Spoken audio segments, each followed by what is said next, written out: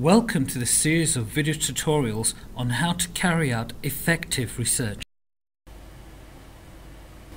Hi, my name's Aftab and in today's video tutorial we'll be looking at designing a questionnaire. When designing a questionnaire, we need to think about the types of questions, and there are 5 possible types of questions that you can have in a questionnaire. They range from closed-ended questions, measuring opinions, specifying quantity, exact measurement, and open-ended questions. Let's look at the first one. In closed-ended type questions, you can have questions that have a single answer, i.e., do you drink coffee? The answer can either be yes or no. Or another example, please specify your gender. The answer could be male or female. You can also, within closed-ended questions, have multiple responses, whereby you could ask a person which newspapers do they read and ask them to tick all the ones that are relevant. So you could list all the options in terms of The Guardian, the Financial Times, the Independent, and ask the respondent to tick which ones they regularly read. The second type of question, which is a very popular type of question format, is what we call Likert scales. This is when you're asking people to highlight their experiences. So, for example, you could ask people how often they recycle glass or plastics or their clothing, and the options could range from 1 being never and 5 being always. The next level of measurement is what we call quantity measurement, where there is a specific distance between each of the levels of measurement. So a typical type of quantity measurement is when you ask people for a specific date. For example, when did you enroll at the gym? The next type of measurement is what we call exact measurement, and this is also referred to as ratio level of measurement. And examples of exact measurement are when you ask people how many cups of coffee do they drink in a day, what is their height, how many products have they sold. What is in common in all of these questions is that they have a 0 point. The next type of question that you can have in a questionnaire is an open-ended type questionnaire. Now, the benefits of having an open-ended type of question is that it allows greater freedom of thought of expression from the consumer. However, the disadvantage is that you may get a varied and diverse range of responses. An example of an open-ended question would be, what motivates you to study? An example of an open-ended question could be, why do you shop at a particular retail store? An example of an open-ended type question could be, what factors lead to high motivation?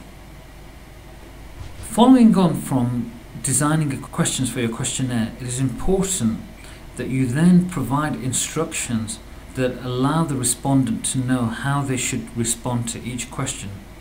Never assume that the respondent knows exactly how you intended them to respond.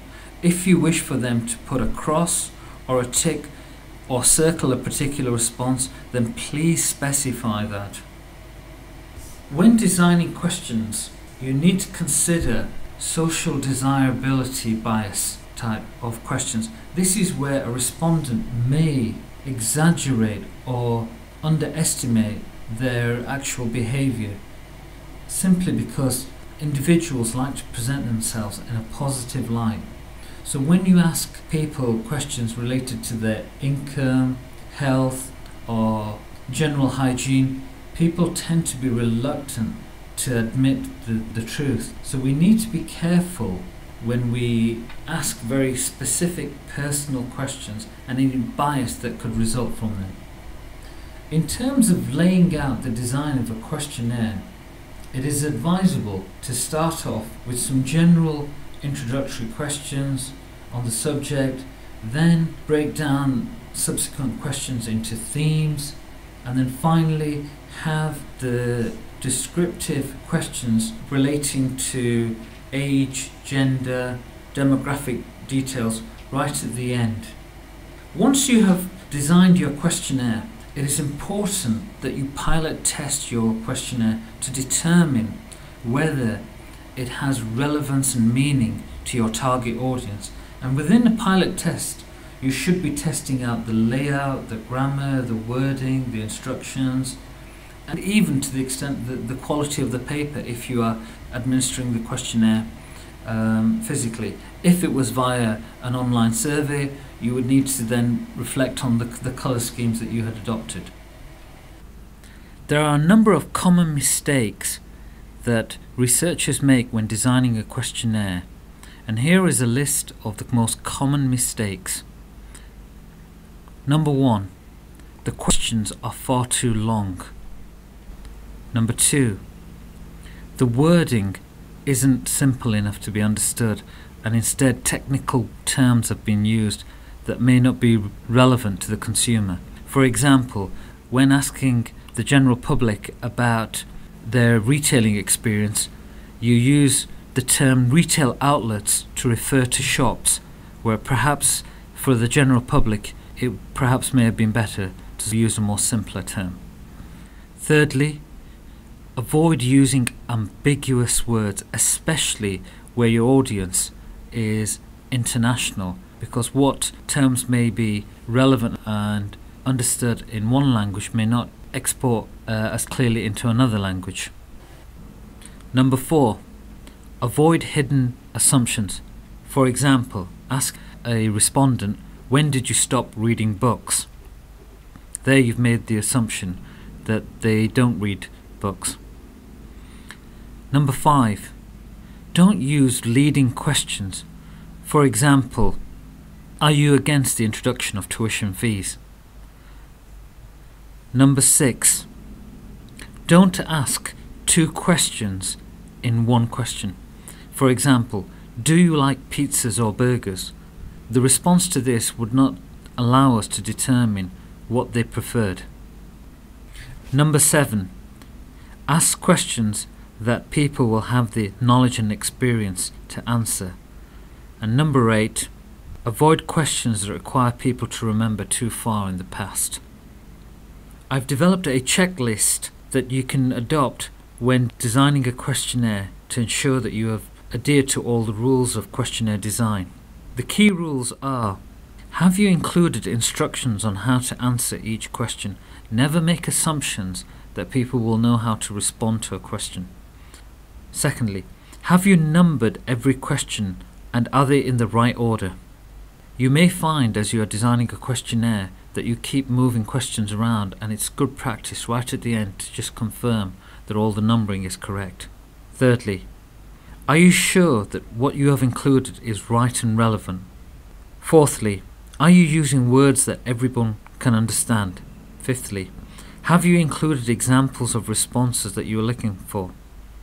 Sixthly, are you using any negative or positive words that may bias the response of someone filling in your questionnaire?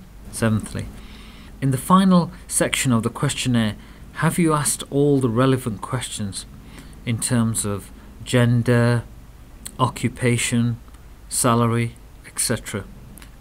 Finally, at the end of every questionnaire, it is good practice to write a thank you to show your appreciation of the person who's completed the questionnaire.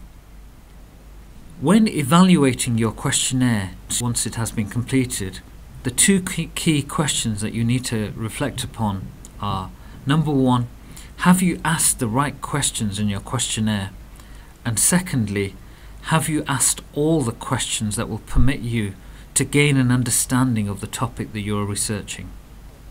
To help you appreciate the design concepts required to develop a questionnaire, what questions would you propose for a questionnaire if you were researching the mobile phone sector? The following list are examples of features or options that could be used in the questionnaire.